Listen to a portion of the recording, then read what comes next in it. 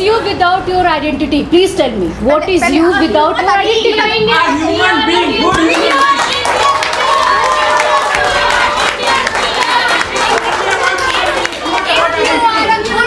being. May I clarify you? You are a social being, not a human being. We are a human being, not a social. A human is a human despite any society and economy. Constitution made us social being and Constitution made us human being. No. तो आप अपनी family को अपने socialisation के लिए कोई importance नहीं देती, सिर्फ कास्ट सिस्टम ने आपको सोशल किया। बस एक लाइन मेरे को बोलने ही नहीं दे रहे, मेरा आंसर है मेरे पास, बोलने दे रहे, बोलने ही नहीं दे रहे।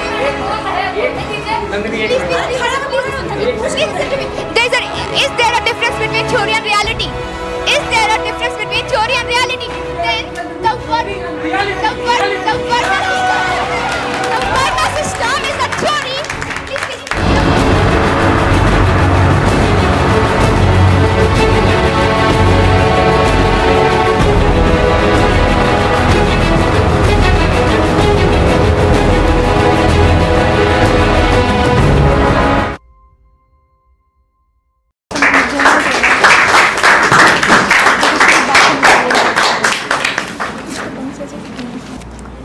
Good morning everyone.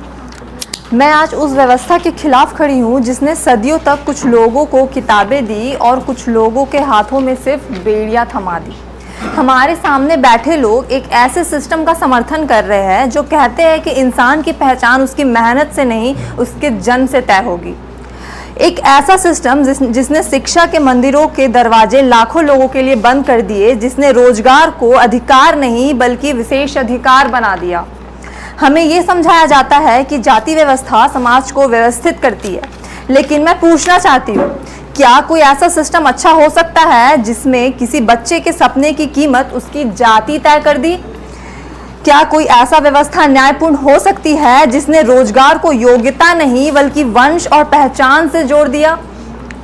क्या किसी इंसान को नीचा साबित करके समाज महान बन सकता है? क्या किसी की पहचान को उसकी योग्यता के ऊपर रखकर विकास संभव है? सच्चाई ये है कि जिस दिन समाज ने इंसान को इंसान समझना छोड़ दिया, उसी दिन शिक्षा हार गई, अवसर हार गए और इंसानियत हार गई। आज हम सिर्फ एक व्यवस्था का विरोध नहीं कर रहे हैं, बल्कि उस सोच का विरोध कर रहे हैं जो प्रतिभा से पहले जाति को देखती है और इंसानियत से पहले ऊंच नीच को देखती है। अगर कास्ट सिस्टम के अनुसार शिक्षा, अवसर, नेतृत्व और रोजगार में दूसरे बच्चों को सिर्फ जन्म के आधार पर प्राथमिकता दी जाए और पहले बच्चे को पीछे रखा जाए, तो आप ही बताइए, क्या ऐसा समाज अपनी सबसे बड़ी प्रतिभाओं को खोकर कभी प्रगति कर सकता है? और अगर आपका जवाब नहीं है, तो फिर आप उस व्यवस्था का समर्थन कैसे कर सकते हैं जो योग्यता से पहले जाति को महत्व देता है? Thank you.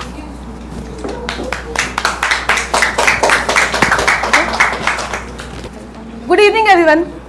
आज मैं बड़े ही इंटरेस्टिंग टॉपिक पे बात करने वाली हूँ, जिसको कहते हैं प्राचीन भारत में सामाजिक व्यवस्था या सोशल ऑर्गेनाइजेशन, जो कि बस एक बेटर वर्जन ऑफ सोसाइटी है in comparison to the constitution based society, जहाँ ना तो व्यवस्था दिखाई देती है और ना ही प्राचीन भारत दिखाई देती है, तो सिर्फ 10 देशों की छापे हुए इंस्पायर्ड आर्टिकल्स,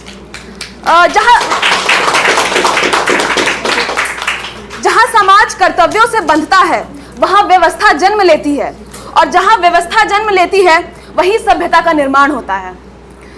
आज मैं आपके समक्ष वर्ण व्यवस्था के ओरिजिन से संबंधित एक सांख्य फिलॉसफी आपने जरूर सुना होगा, उसको प्रस्तुत करना चाहती हूं, जो कि कपिल मुनि ने दिया था, जिसमें उन्होंने पुरुष यानी प्योर कॉन्शियसनेस और प्रकृति यानी नेचर यानी मैटर यानी एक ऐसा एक्टिव सब्सटेंस जिससे सारा ब्रह्मांड उत्पन्न होता है। प्रकृति की बहुत ही इंटरेस्टिंग चीज है कि उसके 3 गुण होते हैं। सत्व गुण यानी ज्ञान, प्योरिटी, पीस। रजस गुण यानी डिजायर, पैशन, एक्टिवनेस। और तमस गुण यानी डार्कनेस, डलनेस। जिसमें सत्व गुण दिखाई दिए उन्हें कहा गया ब्राह्मण, जिनमें रजस गुण दिखाई दिया गया उन्हें कहा क्षत्रिय या वैश्य, और जिनमें तमस गुण दिखाई दिया वे कहलाए शूद्र। लेकिन जैसे तमस को कैवल्य, सत्व गुण में बदल सकता है, वैसे ही एक शूद्र को ज्ञान ब्राह्मण में। वर्ण बेस्ड समाज इमेजिन करते ही आपके मन में आता होगा एक ऐसा समाज जो ब्राह्मणों ने अपने लाभ के लिए बनाया, अपने हिसाब से उसे ढाला ढांचा। लेकिन अगर ऐसा ही होता तो ब्राह्मणों ने अपने लाभ के लिए ऐसा तो कहीं लिखा नहीं होता। जैसा हमारे वशिष्ठ और बौद्धायन के धर्म सूत्रास के अकॉर्डिंग, यथा काष्ठमयो हस्ति यथा चर्ममयो मृगः तथा वेद विहीनो ब्राह्मण। जैसे लकड़ी का हाथी या चमड़े का हिरन केवल नाम मात्र होता है, वैसे ही एक वेद ज्ञान से रहित ब्राह्मण केवल नाम का ब्राह्मण होता है।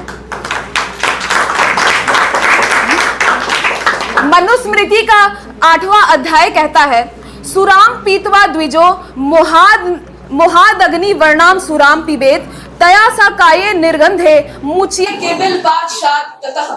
इसका अर्थ है एक द्विज बॉन्ड से का मतलब मैं बता दूं, अपर वर्ण के ब्राह्मण क्षत्रिय और वैश्य, तो एक द्विज बॉन्ड जो मदिरा पान करता है उसे जलते हुए मदिरा में तब तक डालो जब तक उसका शरीर पूरा जल ना जाए। लेकिन शूद्रों के लिए कभी भी मदिरा पान सिंह की तरह नहीं देखा गया। ये सूत्रास्त्र बस एक इसी बात को दिशा देती हैं कि मनुष्य की इंद्रियां उसका श्रम, उसका कर्म ही उसका वर्ण तय करता है और करता आया है, ना कि और वही उसकी प्रकृति यानी वर्ण को तय करती है। जो अपनी इंद्रियों को काबू नहीं कर सकता वो तमस गुण को प्राप्त करता है और उन्हें ही शूद्र कहा गया। जाति व्यवस्था एक ऐसी संतुलित उद्देश्यपूर्ण समाज का दर्पण थी जहां हर व्यक्ति का कर्तव्य आधारित सामाजिक भूमिका स्पष्ट था। यही समाज में सहयोग, स्थिरता और व्यवस्था बनाए रखता था, जहां हर कर्म का था अपना सम्मान, जहां कर्तव्य से होती थी पहचान, वही व्यवस्था थी समाज की शान, संतुलन और संगठन जिसका था प्राण। अभी मैं इसमें बात करना चाहती हूँ कि अगर जाति यानी वर्ण व्यवस्था ना होती तो आज का भारत कैसा होता। इंडिया में आने वाले जितने भी फॉरेन इन्वेडर्स थे, साकाश, कुषाण, हुनास, अगर कोई हमारा कल्चर, हमारा वर्ण व्यवस्था ना अपनाए होते तो आज हमें सब संमत ना मिला होता। अगर साकाश ने ब्राह्मणिज्म फॉलो ना किया होता, अगर जाति ना होती तो हमें इतने स्किल्ड आर्किटेक्ट्स ना मिलते जो कैलाश टेम्पल जो राजपूतों ने बनाई वैसा एक असंभव आर्किटेक्ट हमारे सामने होता। अगर वैश्य ना होते तो आज स्वर्ण भूमि जिसे हम इंडोस्फीयर के नाम से जानते हैं, जो हमारा इंडियन कल्चर जिसे हमें इंडोस्फीयर कहते हैं, थाईलैंड, कंबोडिया और लाओस जैसे देशों में ना दिखता। और अगर आज का इंडिया कुछ ऐसा होता कि कोई अंतर ना होता ईरान और इंडिया में। एक ही जड़ से पैदा हुए थे दोनों ही गुलजार, पर बदल गई फिजा और बदल गई रफ्तार। ईरान की तहजीब तो वक्त के सलाम में बह गई, मगर हिंदुस्तान की नींव सदियों तक कायम रह गई। यहाँ वर्ण की व्यवस्था ने दिया समाज को आकार, हर भेद को समेट कर बचा लिया संस्कार। विदेशी थपेड़े भी इस धरोहर को मिटा ना सके, इसी नींव के बल हम आज भी हैं बेकरार।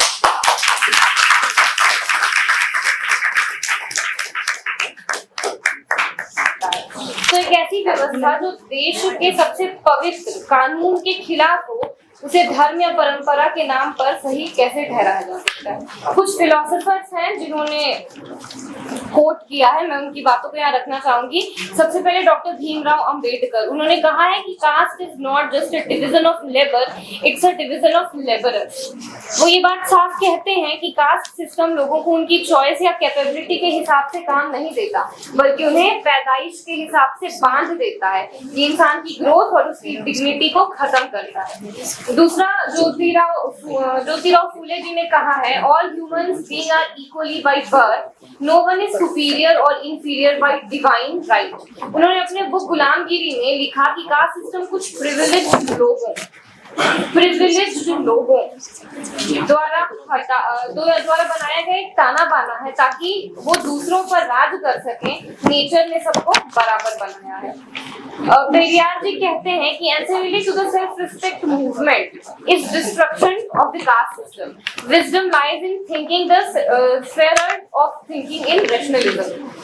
पेरियार जी का मानना था कि जो परमात्मा आपको आपसे जो प्रथा जो है जैसे कास्ट सिस्टम, वो आपसे आपका आत्मसम्मान छीनती है, तो उसको खत्म कर देना चाहिए। कास्ट सिस्टम इंसान की सोचने समझने की क्षमता और उसकी आजादी को ब्लॉक करता है। कबीर दास कहते हैं, जाति पाति पूछे न कोई, हरि का भजे सो हरि का होई। 15th सेंचुरी में ही साफ कर दिया गया था कि जब सब एक ही मिट्टी और एक ही प्रकाश से बने हैं तो कैसे कोई ऊंचा और कोई नीचा। स्वामी विवेकानंद ने कहा सब बराबर, पर समाज ने कितना माना है। आज भी कुछ चेहरे सवाल करते हैं कि क्या इंसान को इंसान माना है। ना कोई ऊंचा ना कोई नीचा, ये भारत की पहचान। जाति के साथ योग्यता बोले, ऐसा हमारा हिंदुस्तान। नमस्कार सभी को, मैं आप लोगों के सामने ऐसे विषय में बोलना चाहूंगी जिसका नाम सुनते ही लोग उसे विलेन डिक्लेयर कर देते हैं, मतलब बिना किसी जात पड़ताल के जजमेंट पास कर देते हैं। 26 जनवरी 1950 को हमारे भारत ने एक ऐसा संविधान अपनाया जिसका मूल आधार था जस्टिस, इक्वालिटी, लिबर्टी। पर आज 75 साल बाद भी सवाल ये है कि क्या आदर्श केवल कागजों तक सीमित है या जमीनी स्तर पर भी काम हो रहा है। क्योंकि हर कहानी का सच उसके अंजाम में नहीं, शुरुआत में छुपी होती है। और कास्ट सिस्टम को 30 सेकंड के रील्स और न्यूज़पेपर के हेडलाइन से आगे बढ़ाते हुए मैं आप लोगों को नेक्स्ट की ऑक्यूपेशनल थ्योरी के बारे में बताना चाहूंगी। इस थ्योरी के मुताबिक कास्ट सिस्टम कभी ओरिजिन में रिजिड रिलीजियस या रेशियल स्ट्रक्चर नहीं था, बल्कि यह सिस्टम में एक social order, division of labour, stability maintain करने का एक सहज तरीका था।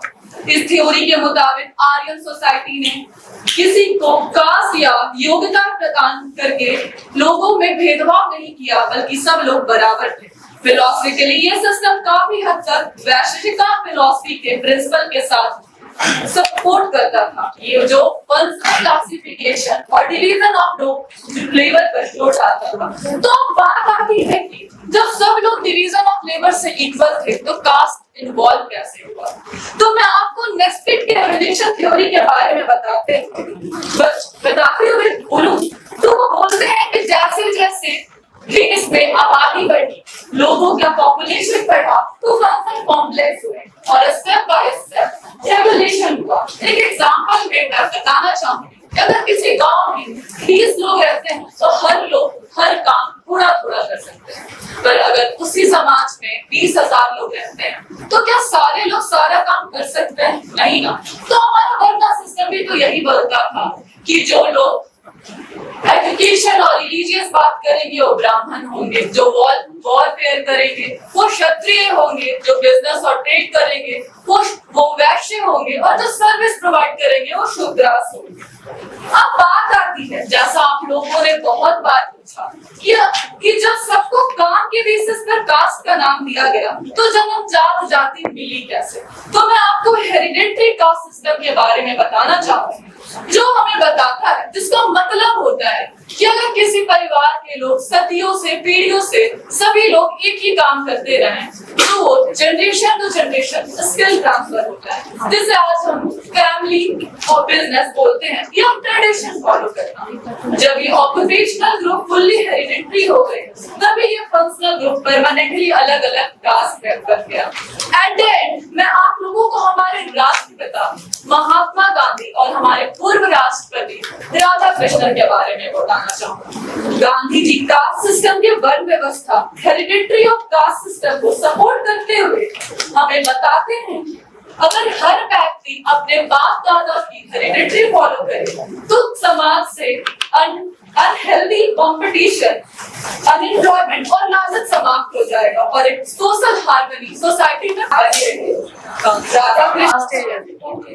कभी कुछ लोग सोचते थे कुर्सी सिर्फ उनके दादाजी की वसीयत। संविधान आया और टेबल की कुर्सी घुमा और कहा राजा वही बनेगा जो उसका असली हकदार होगा। अब साहब को भी उसी बाबू साहब के सामने फाइल लेकर खड़ा होना पड़ेगा जिससे वो कभी दूर रहने को कहते।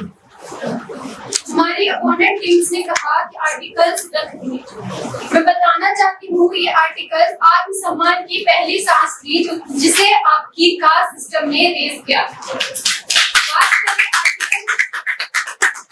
बात करें आर्टिकल 15 क्लॉज 4, आर्टिकल 16 क्लॉज 4 जिसने शिक्षा और नौकरियों को आरक्षण देकर सामाजिक न्याय सुनिश्चित किया। संविधान का सबसे बड़ा फायदा यह नहीं है कि उसने नौकरियां दी, उसका सबसे बड़ा फायदा यह है कि उसने सदियों से सिर झुकाकर जीने वाले मजबूर इंसान को सिर उठाकर जीना सिखाया।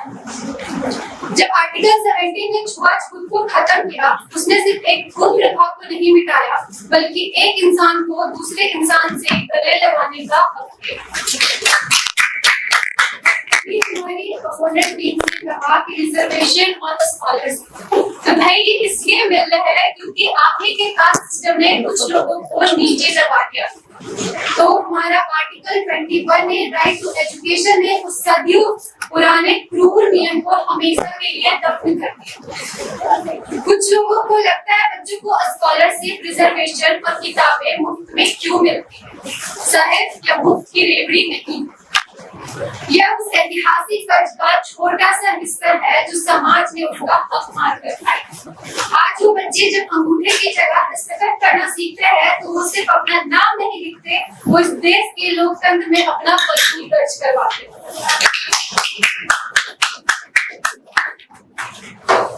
जातिवाद का सबसे बुरा असर इंसान के शरीर पर नहीं, उनके दिमाग पर होता है। उसे बचपन से ही यह मानने पर मजबूर कर दिया जाता था कि तुम कमतर हो, तुम नीच हो, तुम इसी काम के लायक हो। इंसान खुद को हीन समझने लगता था। हमारे संविधान का जादू देखिए। हमारे संविधान की प्रस्तावना का पहला वाक्य है, हम भारत के लोग, we the people of India. इसने हर उस इंसान को जिसे समाज ने पुकारा था, एक झटके में देश का बराबर हिस्सेदार बना दिया। एक बहुत छोटी सी बात मैं आपसे पूछना चाहता हूँ कि अगर हमारे साथी कहते हैं कि हमारा समाज कास्ट के रूप में डिवाइडेड था, ठीक है, तो अगर कास्ट डिवाइडेड था तो भैया बताइए कि मुगल के जमाने में जब शुरू में इन्वेडर्स आ रहे थे या उससे भी पहले लड़ कौन रहा? कास्ट तो भैया डिवाइडेड है ना, समाज तो भैया डिवाइडेड है, तो लड़ कौन रहा है? ट्रेड और बिजनेस कौन कर रहा है? कोई बोला तुम ब्राह्मण हो, तुम्हारे लिए हम नहीं लड़ेंगे? कोई बोला कि तुम ब्राह्मण हो, हम तुमसे कारोबार नहीं करेंगे? कोई नहीं कहा ना, समाज डिवाइडेड नहीं था। डॉक्यूमेंटेड हिस्ट्री है। राणा प्रताप की फाइट चल रही थी अकबर से, भील्स और गोंड्स का सपोर्ट उन्होंने लिया था। साथ में भैया मील शेयर करने में प्रॉब्लम नहीं है, कास्ट से दिक्कत हो जाएगी। अच्छा, सब प्रैक्टिकल एग्जांपल है। सबसे मैं आपको पूछना चाहता हूँ, अभिनव सर, आप सर चाणक्य मैनेज कर रहे हैं, बहुत बड़ा इंस्टीट्यूशन है। कभी कभी ऐसा होता होगा कि 18 घंटा भी काम कर लिया, 15 घंटा काम कर लिया, पता नहीं चला। तो सर क्या आप एक ड्राइवर रखते हैं अपने पास कि वो आपके लिए गाड़ी चलाए ताकि आप गाड़ी में भी कॉल अटेंड कर लें? क्या आपके घर में एक कुक है ना, जो कि खाना बनाता है? क्या आपके पास घर के बाकी काम करने के लिए लोग हैं जो कि बनाते हैं? यही तो ब्राह्मण है।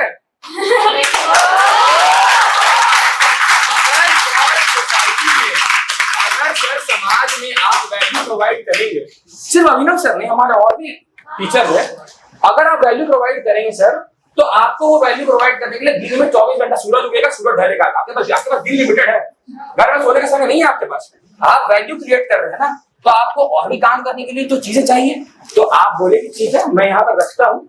और थोड़ा कड़वा लगेगा, पर जो लोग इस बात को हकीकत मान लीजिए, ठीक है मेरा हैसियत इनके घर में खाना बनाने का है, वो वहां सेटल कर ले, तो वो आज खाना बना रहे। उस जमाने में वो लोग खुश थे, उनको अपनी सच्चाई पता थी। अब साहब लोग झूठ वगैरह परोस देंगे कि नहीं तुम खाना बना रहे हो ना, तुम एकदम गलत कर रहे हो, तुम आगे जाओ, तुम्हारा खाना बनाना और वो बराबर है। कैसे बराबर? वो 18 घंटा काम कर रहे हैं क्या? 8 घंटे के बाद 1 मिनट रुकता है क्या? वर्कर नहीं रुकता। Sir military person, sir military person को ग्रीन सिग्नल मिलता है ना रोड पे, सिविलियन को तो नहीं मिलता। मिलिट्री पर्सन को तो हर जगह अलाउड है ना कि आप बंद जगह में भी घुस सकते हैं। पुलिस वाले